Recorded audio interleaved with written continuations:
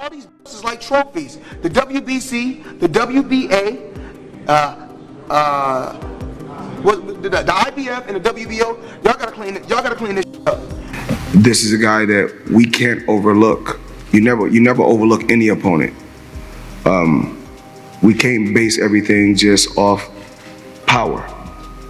And the problem, we try to be as much fair as we can. Yeah, I know. Despite the written rules regarding it, but we also know that there's a commercial value in certain fighters that can improve the chances of the. Floyd Mayweather, the boxing great, has publicly blasted the boxing community following the contentious fight between Lamont Roach Jr. and Gervonta "Tank" Davis. Affiliation with the purported corruption, Davis was able to keep his WBA lightweight championship when the bout, which took place at Brooklyn's Barclays Center on March 1, 2025, finished in a majority draw. Has been on a big stage for a while now, but we all have to give somebody else the opportunity. Before I became TBE, somebody had to give me the opportunity. So what Tank is doing is giving another tough competitor an opportunity. He's tough, and when this fight first was made, I didn't know much about this fighter. Then I had a chance to do my homework and look him up. And I faced guys like this before, and this is a guy that we can't overlook. You never overlook any opponent. We can't base everything just off power. The ruling has been hotly debated, especially in light of the controversial incident in the 9th round when referee Steve Willis allowed Davis to take a knee without penalizing him. The WBA's involvement in this contentious conclusion is being further scrutinized in light of Mayweather's claims. "But I didn't realize I could be disqualified for this," he said. His remarks have spurred more discussion over the outcome of the battle. I must ain't do it enough. Can you describe what the feeling was like in the ring? And was it to get the towel out, to get the burn out of your eyes, or what was going on? And I didn't want to get caught. I didn't want to get caught while my eyes was burning, and you can get knocked out like that. So I'd rather take the knee than But I didn't really know that you can get disqualified for all that. Or when you start counting. Fans and commentators are furious over this revelation, since the fight's outcome may have been much affected by the missed call. WBA President Gilberto Mendoza has already said that a knee without a punch should be considered a knockout. NYS is under increasing pressure to take action. Decisions or knockdowns. Some skeptics have suggested that Willis's call benefited Davis unfairly, but we do not subscribe to that notion. In our long experience judging fights, we see no evidence of favoritism, only a referee prioritizing the physical safety of a fighter who appeared compromised by an eye injury, which I actually get. I understood that statement because, hey, look, Steve Willis he didn't call it a knockdown. You take a knee like that looks like a knockdown, all right? So I think it's going to be very difficult for the New York State Athletic Commission to review this. Fans and commentators were incensed by this discovery, since the fight's outcome may have been much affected by the missed call. WBA President Gilberto Mendoza has already said that a knee without a punch should be considered a knockout. NYS is under increasing pressure to solve the issue. That it was officially a knockdown. The fight could have gone differently, making it very difficult to review this after the fact and overturn it. But the problem is still, though Steve Willis did not call it a knockdown officially, he also didn't call it a slip. You take a knee like that looks like a knockdown. He had to pick one or the other. And according to the rules, if it's a slip, the referee has to let it be known that it's a slip. Slips When a boxer goes down and the referee deems it not to be a legal knockdown, they should immediately wave both hands in a crossing motion at or below their waist level. Portion of the boxing world feels that Gervonta Davis's star power and marketability prevented Lamont Roach Jr. from winning, even though he deserved it. According to this perspective, outside variables like Davis's standing and financial clout in the sport could have influenced how the battle turned out. Regime boxing, check it back in with y'all, man. What's good? What's good? Look, Gervonta Tank Davis versus Lamont Roach. Incredible fight. Incredible fight. Tit for tat, wit for wit, athleticism for athleticism. What an amazing fight. I had Lamont Roach winning 7-5. 7-5, 8-4, I had Lamont Roach winning. Now, I understand the draw politically. It's Tank, he's a star. You don't want to just give him an L and he didn't just get his ass whooped like from dusk till dawn. But he got outboxed tonight. Lamont Roach won that fight. But I understand the draw politically.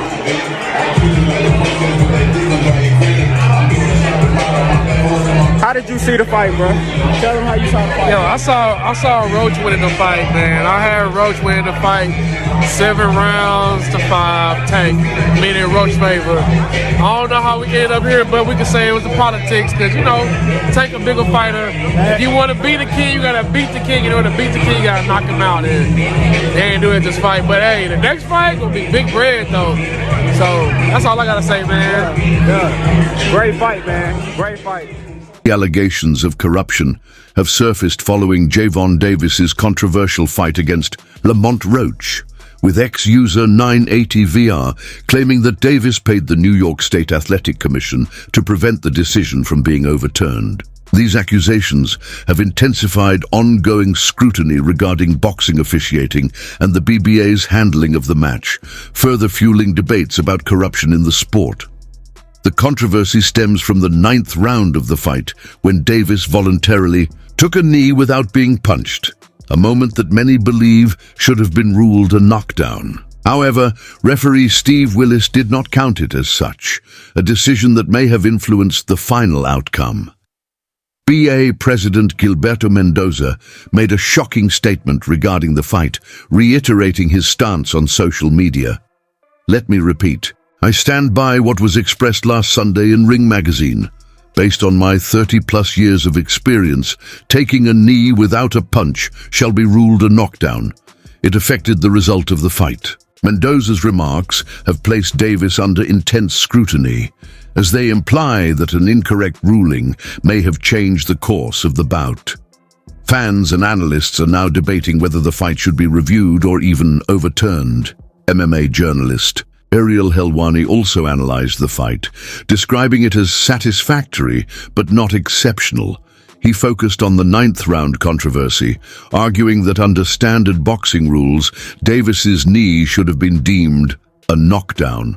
His perspective aligns with the sentiments of many fans and analysts who believe that the referee's decision significantly impacted the fight's outcome. This incident has sparked broader discussions about rule interpretations and the consistency of officiating in boxing matches.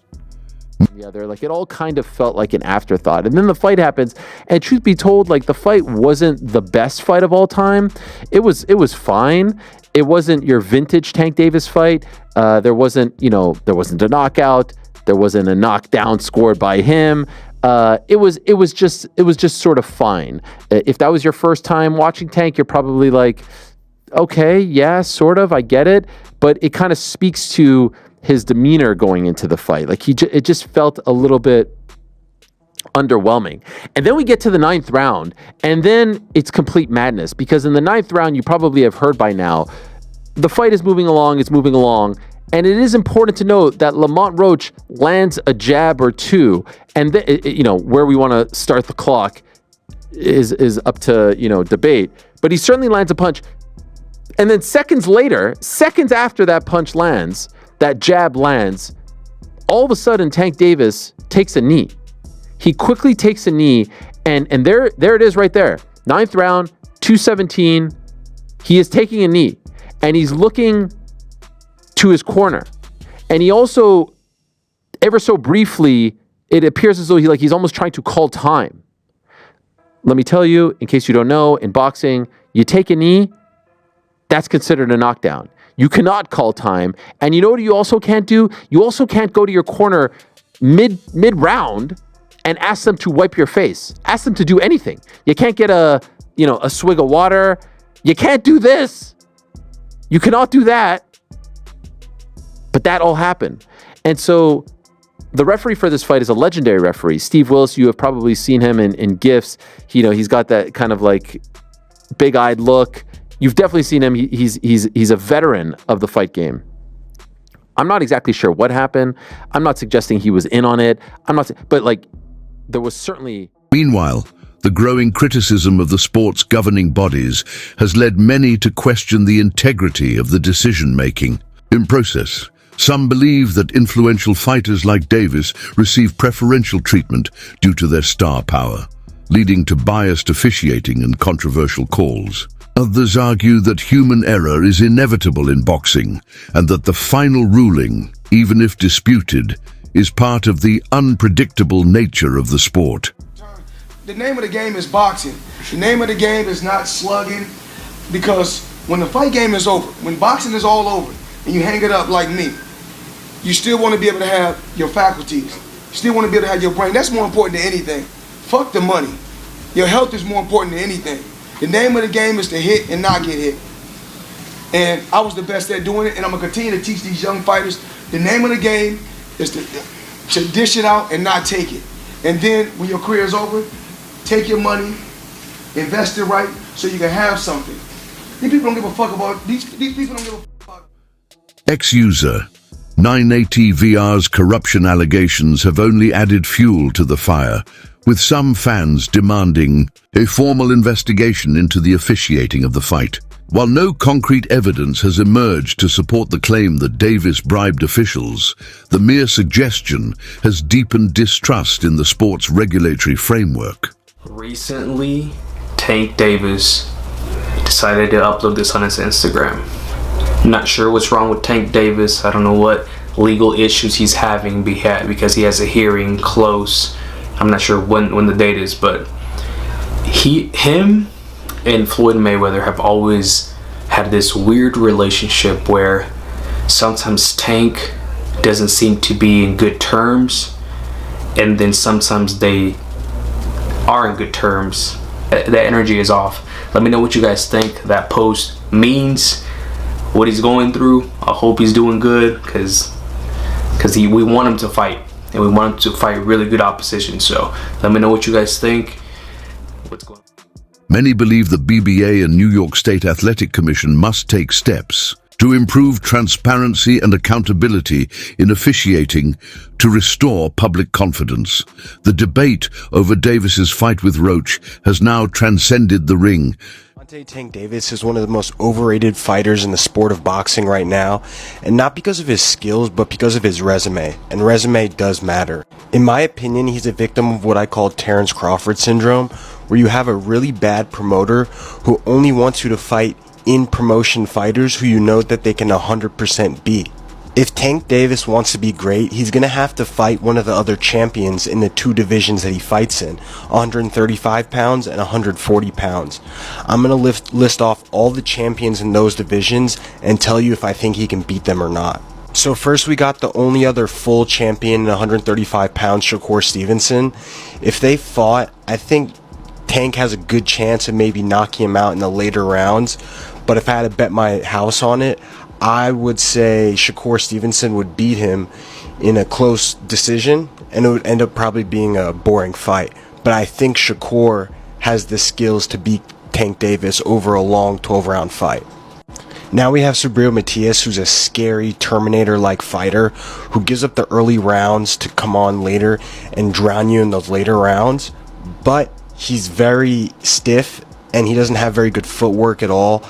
I think Tank Davis will probably, box his face off for most of the 12 rounds. There might be some trouble in the late rounds, But if Tank can stay out of trouble, I think this is one of the few champions that he would beat, but I don't think he would fight him.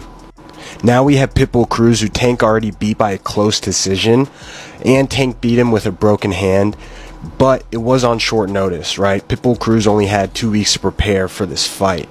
I think in the rematch, Tank would take a lot more punishment and even has the potential of being beat. If Tank's not perfect for those 12 rounds, I think Pitbull Cruz wins, because he's been looking a lot better since their fight and has impressed me very, very much. Now we got Devin Haney. Devin Haney is very impressive. He really has everything. He has the defensive skills, the offensive skills. He's really showing his power and strength at 140. Becoming a focal point for broader discussions about fairness in boxing. If the fight remains as a draw, it will likely go down as one of the most debated decisions in recent memory. However, if it is overturned or ruled a no contest, it could set a precedent for how controversial officiating decisions are handled in the future. Regardless of the final outcome, one thing is clear. So I don't want Tank to necessarily leave Mayweather. I think he's in this position because of everything that Mayweather and Leonard Ellerbe have done for him. So I do want him to do what he is saying. Take control of your career. Say that you want Shakur and actually fight Shakur. Say that you want Devin and actually fight Devin. You know, fight these guys. Don't keep making new names. Like, you gave Barrios a chance. You gave Isaac a chance. Like, you know, Gamboa, like. This fight has left a lasting impact on the sport, and fans will be watching closely to see how the situation unfolds. Assessment on his fight against Lamont Roach, and what are your thoughts on the knockdown that wasn't called in round 9? Yeah, I mean, I thought it was a good fight overall. Lamont, I always knew Lamont was, you know, he wasn't coming to lay down. I've been knowing Lamont since we was kids, so we came up in amateurs together.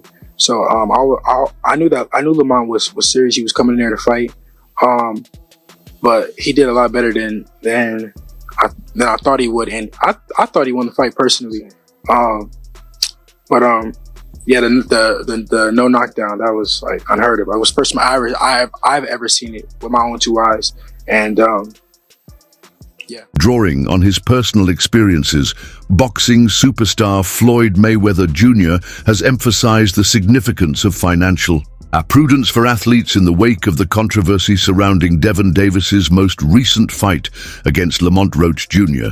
Davis and other boxers were instructed by Mayweather to prepare for life outside the ring. This counsel highlights the short-lived nature of a boxing career and the vital need for athletes to get ready for their post-competition life, stressing the importance of making prudent investments to guarantee their futures.